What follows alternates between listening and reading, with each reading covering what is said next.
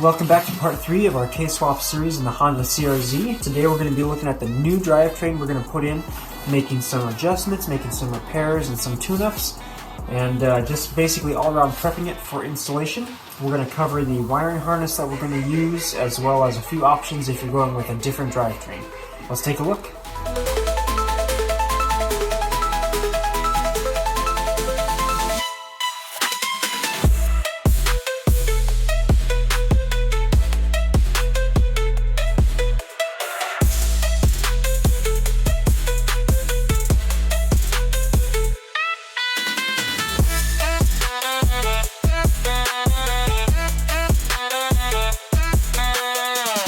So here's the engine we picked up from the junkyard. It's got engine, transmission, basically everything else except the fluids and this belt. All of our hoses are uncut. They're the full length with the original clamps on the ends. We even have the factory motor mount still attached. So we're going to take a lot of this unnecessary stuff off until we drop the engine in and need to start reassembling all the hoses and connections. The mounts are going to go. We've got some pulleys that are rubbing and need to be replaced, so we'll take those and replace them before we reinstall a new belt. We're also going to do a valve lash adjustment and spark plugs and ignition coils, as well as a new clutch and flywheel, just to give us some peace of mind. So let's dive in. I'm going to start pulling off all the 10mm bolts that hold these covers on, and while I do, let's just discuss one more time the application specificness of what I'm showing in this video. I have the K20Z3 2-liter from an 09 Civic Si. And this is going to be very application dependent, again, depending on what power you want to use, what's available to you at a good price, what your chassis is. So the 11 to 12 CR-Z, or the ZF1, is compatible with the earlier Civics with a 2.0 liter engine, and we're going to be using a wire harness from Tuners, so we'll have that linked below. The later ZF2 or 13 to 16 CR-Z uses a later Civic engine and drivetrain, as well as the ECU, depending on whether you have push to start.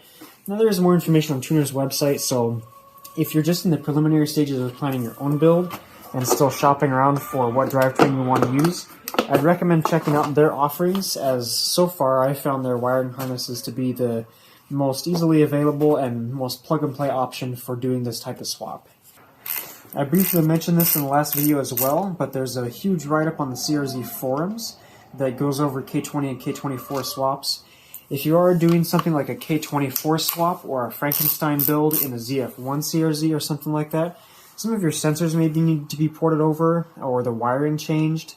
And this is just due to different communications and types of sensors between slightly different generations of Honda's engines. So you'll want to check over that information and make sure that you've got everything you need to make this a plug-and-play swap for your vehicle.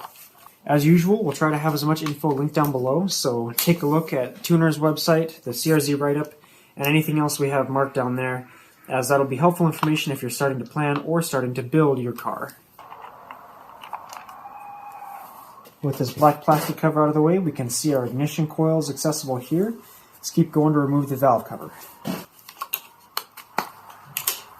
One of the reasons it's important to give your engine and transmission a once-over no matter where you got it from is that you never know how it's been maintained previously, and you never know what kind of work may need to be done for it to run well. You especially don't want to do all the work to put an engine swap in and find out something's catastrophically wrong.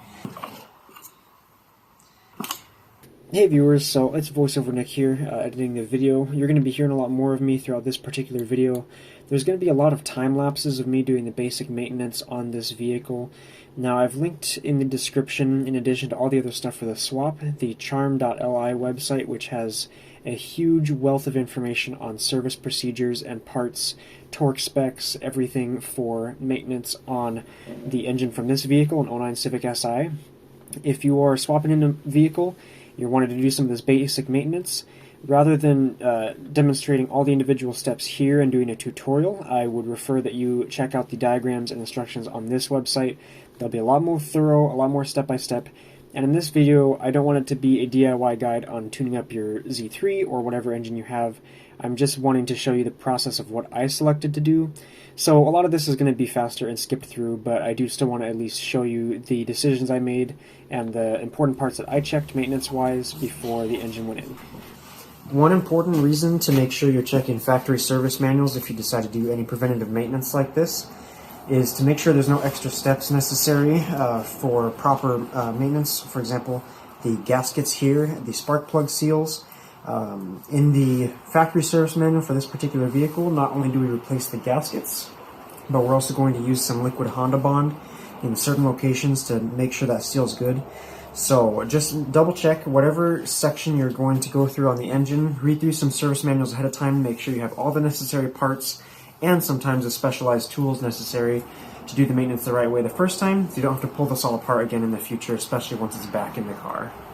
Okay, so in this first stage we did valve clearance or valve lash adjustment, made sure those are all in good shape.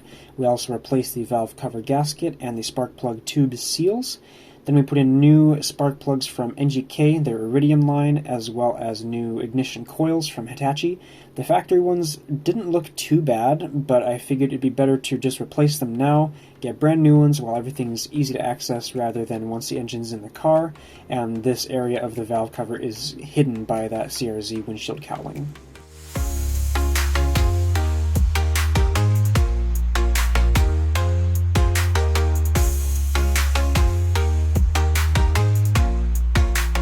I'm going to loosen up and remove the fuel injectors and rail here as well, because we're actually replacing our intake manifold with something a bit larger, as well as our throttle body, and preparing for a new intake.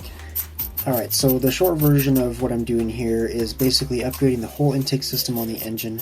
Now, you're more than welcome to just run with the stock intake manifold and throttle body and do just a universal intake into that of some type. I don't know if you could adapt the factory CRZ or the factory Civic intake. You'd have to experiment with that. For me, I want to have a little bit more power potential now, and if I end up building the engine with better internals next year, be prepared for that and not have to redo the intake and exhaust. So I'm setting up for a larger diameter intake right now with the Skunk 2 Pro Series manifold and the ZDX throttle body, and then just some larger diameter intake piping and filter. And we've got some thermal gaskets to help prevent heat soak from the engine.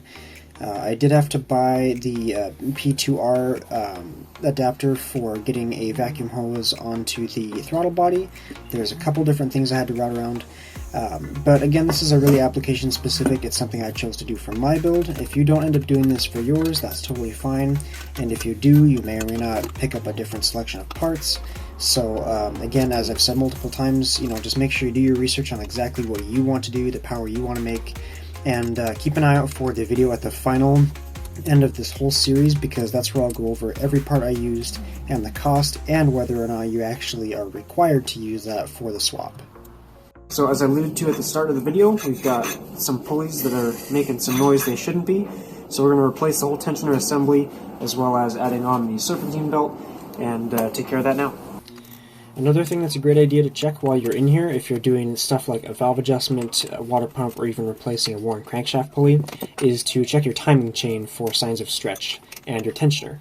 I know they're supposed to be a maintenance-free item, last life of the car, but they can stretch, and you never know how well the engine was taken care of before you got it. So if you're already diving in this far, it's worth taking off a few more pieces just to check and make sure it doesn't need to be replaced. If it does, it's critical you do now. I did not remember to do this until after I had this all back together, so I basically did all the work twice. But it is better than having to deal with it in the car or damaging your engine in some way.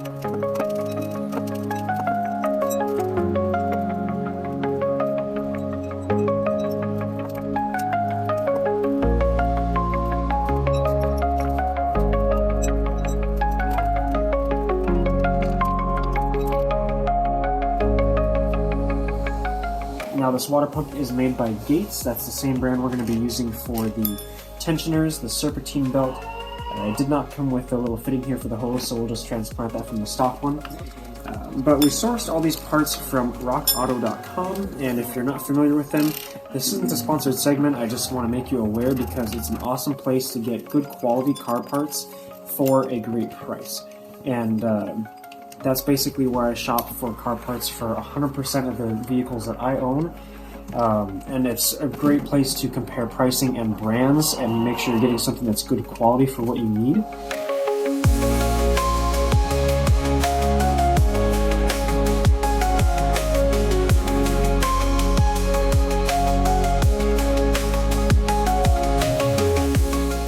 Okay, the last big maintenance job that we're going to do is clutch and flywheel. We have an LUK flywheel here and an Exidy OE style clutch. We're going mostly stock, more rock auto parts. We have bearings, oil seals, a couple tools. So we're going to reposition the engine here on this pallet because right now the transmission mounts and the transmission itself are partially what's resting on the pallet. So I'm going to lift this up and start separating the transmission from the engine.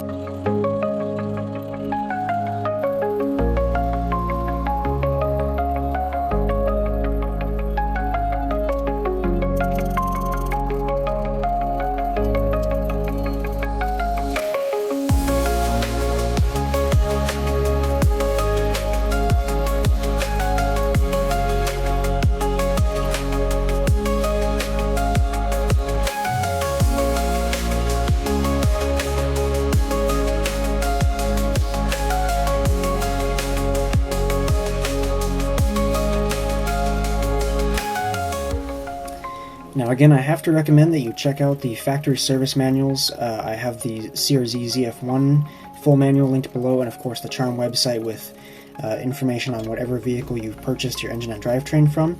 It's so important for a project like this that you spend a huge amount of your time researching and planning, because that'll save you so much trouble in the long run, and it will help you avoid mistakes or damaging parts you don't intend to by accident. For example, I bent the lower clutch shield on my vehicle because I didn't realize there was a single little bolt right at the bottom still holding that to the transmission. It took me way too long to figure that out. Went back and checked the manual step by step, and there it was. So I have to say it again, check your service manuals, do the research, prepare, and know exactly what you're getting into ahead of time. It'll make it so much easier in the long run.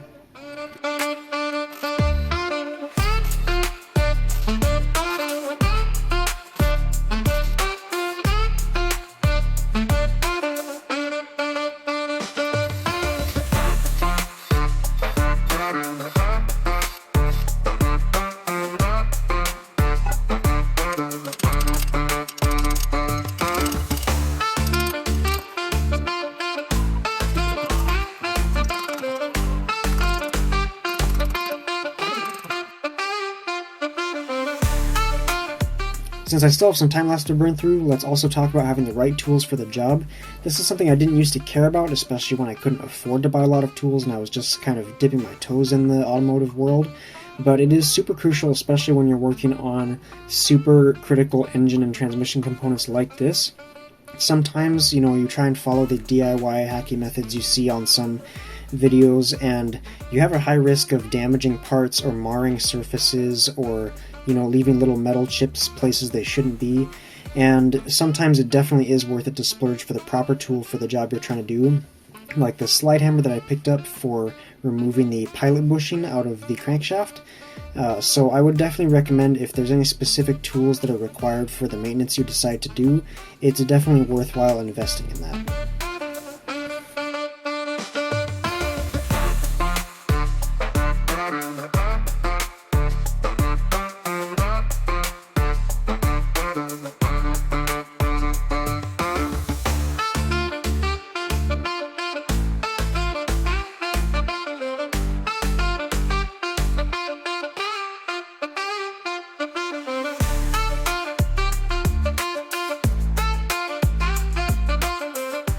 Did get the transmission bolted back on all the way, torqued all the way down, got all of these bolts back in their places here, got our wiring harness and sensors connected back in, intermediate shaft is reinstalled down there.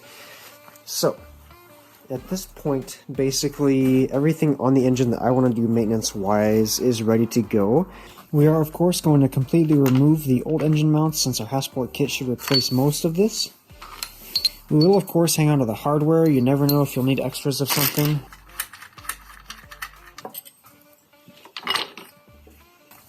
There are a couple little things left, like, for example, the AC compressor, the the thermostat housing, which I will go over in the future. Belt is on. So there's just a few little miscellaneous things. I think I'm going to have enough room to work on these with the engine in, especially since I took the bumper and everything off, so I'm not too concerned about that. So that's about where I'm going to leave things for this video. It is as cold as it looks out here, and I'm ready to go inside and take a little break from this for a day. So we've got the engine basically where I want it maintenance-wise. Again, depending on your situation, you can do more or less, whatever needs to be done to keep it in great running shape for the drop. And so far up until this point, everything we've done is easy mode. Pulling out all the original stuff is easy once you know what to remove. Getting your engine and transmission is easy. Doing the maintenance while it's out of a car is easy. So in the next video, we are going to get this dropped into the frame, get the mounts lined up, get the frame cut or hammered wherever it needs to be for clearances, and start the real meat of the actual swap. Getting parts that go between all the systems to work well. So that's what we're going to start tackling in the next video. I'm actually super excited to get this in and start seeing the progress come together. It's going to be awesome. Thank you so much for following along on this journey so far, and I will see you in the next one. Tools and parts laying all around. I got the hood up and the engine on the ground. Lowering the Honda up in the HP. Heart surgery with the K20Z3. Switching motors, tuning tight. Racing fast into the night.